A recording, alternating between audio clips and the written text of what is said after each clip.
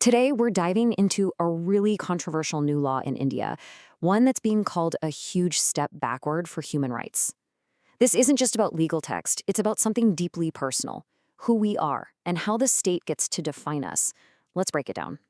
So in 2026, a new law dropped in India, and it set off a massive nationwide controversy. We're talking about the Transgender Persons Amendment Act.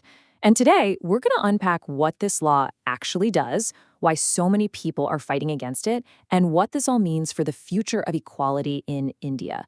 And hey, before we get any further, if this is the kind of deep dive you appreciate, do me a huge favor. Hit that like button, subscribe to the channel, and drop a comment below. It makes a world of difference and lets us keep making these explainers for you. All right, so let's get right into it. Section 1, this controversial new law. What exactly is the Transgender Persons Amendment Act of 2026, and why is it causing such a massive uproar? Okay, so here's the thing. On the surface, the government frames this law as a way to protect transgender people.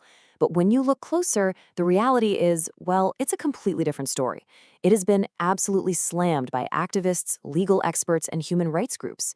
Thinkers like Dr. Rahul have highlighted that the consensus is pretty clear. This is a backward-looking law, and many argue it's flat-out unconstitutional.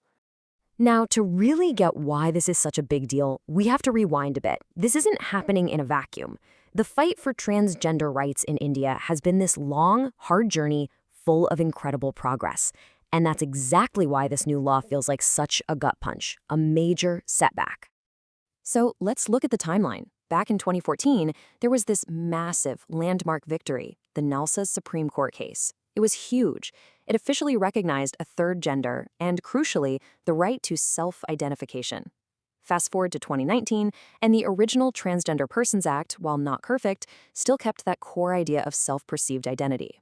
But now, 2026, this new amendment just throws all of that out the window. It's a total U-turn. And this right here, this is the absolute core of the conflict. On one side, you have the 2014 Supreme Court ruling. It was so clear, gender identity is about how you see yourself. It's a fundamental right. On the other side, this 2026 Act. It says, nope, not anymore. Now your identity has to be medically certified and get a stamp of approval from the state. It takes something deeply personal and turns it into a bureaucratic nightmare. So what does that bureaucratic nightmare actually look like? Let's get into the nitty-gritty of what the 2026 Act really changes. Instead of simply being able to declare who you are, there's now this whole obstacle course. First, you have to apply to the district magistrate. Then, you're forced to go through a mandatory medical exam. After that, you have to wait for a government-appointed board to give you the thumbs up, and only then, maybe, you get your certificate. It's a complete shift from personal autonomy to total state control. And believe it or not, there's more. Let's be crystal clear, the right to self-identification? Gone. Wiped out. The definition of transgender itself has been narrowed down, which could leave out countless non-binary and gender-fluid people. Plus, get this, hospitals now have to report gender-affirming procedures to the government. It's just more and more bureaucratic control over something that should be deeply personal. You know, it's easy to get lost in the legal jargon, but these aren't just changes on paper. Critics are saying this is a direct attack on human dignity itself. It goes right to the core of a person's fundamental rights. Just listen to how Amnesty International puts it. They call this law something that deepens state intrusion into our personal lives. I mean, wow, that's powerful stuff. It tells you this isn't just about legal procedure, it's about a fundamental violation of personal freedom. So what's the message here? The law basically says your identity isn't your own personal truth anymore. Instead, it's just a claim, a piece of paper that needs a government stamp.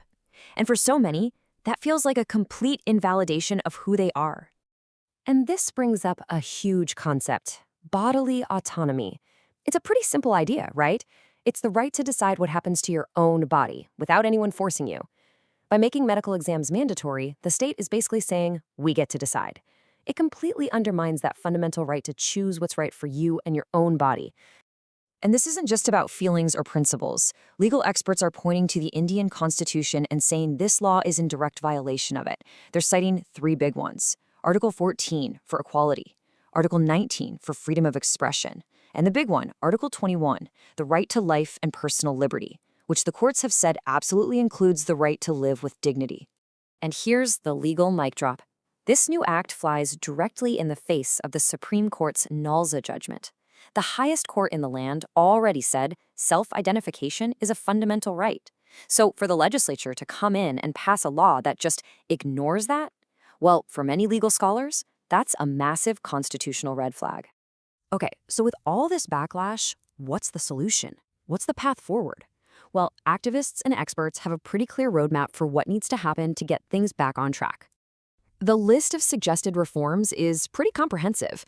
At the very top, bring back the right to self-identification, period. But it's more than that. They're calling for broader, more inclusive definitions of gender, to include non-binary and gender-fluid folks. They want real privacy protection and much stronger anti-discrimination laws. And maybe the most important point of all, actually involve the transgender community when you're making laws about them. It seems obvious, right? So, when you boil it all down, this whole controversy really hangs on one single powerful question. Is your identity a fundamental human right that you are born with? Or is it just a privilege that the government can grant or take away? The answer to that question isn't just about law. It's about the future of transgender rights, for sure. But it also says a whole lot about what kind of society India wants to become.